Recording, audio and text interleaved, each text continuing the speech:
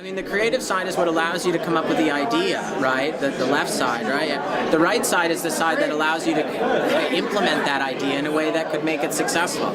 So we need both sides of the brain. We're trying to really facilitate dialogue about how we can really be macro-inclusive by looking at the entire universe as we know it, micro-incisive by understanding these fundamental principles.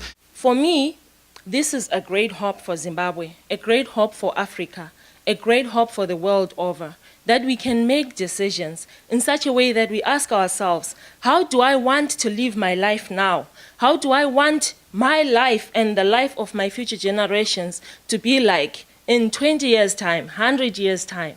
And I'm so happy and I'm so proud to be part of that movement, the Operation Hope, particularly coming from Zimbabwe, because holistic management is a technology that is born and founded in Zimbabwe. We work with leaders all over the world developing their soft skills, change management, their capability to envision the future and enroll others in that, to inspire, to lead teams successfully.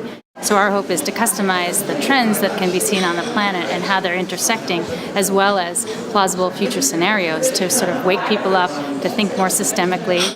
And here's somebody saying the object of design is not a chair or a building, it's the planet as a whole. The viability of complex systems is a function of their complexity.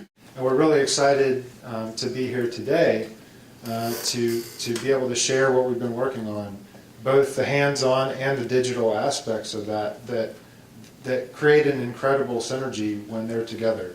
It's been an incredible process to hear your feedback and feel the support that the community has given to this project. And the thing that I found in working with Bill McDonough for over 15 years now is that we start with design, not looking at the way the building is going to function and focusing just on performance. The main thing that we're looking at is how to create community.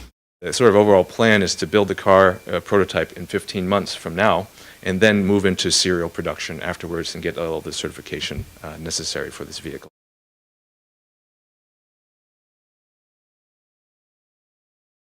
We had a great conversation in room 2. If you missed it, you missed out, but it's all being documented. Ryan from the MIT Mobility on Demand program and Martin from Watergy were sharing the ideas and synergies between their two programs. But what about the higher levels of emergence? Now, it seems to me here we need a new cosmology, that we've sort of blown apart the culture, we've dissolved away all the institutions that existed in culture, but will that go on indefinitely? I think there may be a kind of reconvergence. This analogy of the chrysalis is often invoked. The caterpillar goes into the metamorphosis inside the chrysalis, and what happens inside is not that it just grows wings and then comes out as a butterfly. The entire body structure of the caterpillar melts away inside the chrysalis, and then out of that reforms the butterfly. And then the chrysalis cracks open and the butterfly comes out.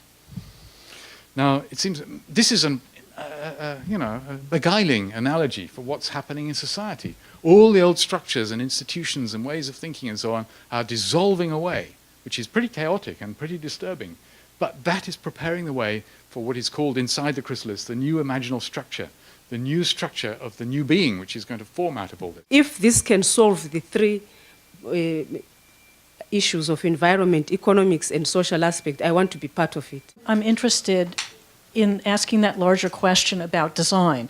Is this only a human phenomenon, or are we partnered with some greater biological system here? The way we think about systems is very often as if they were mechanical.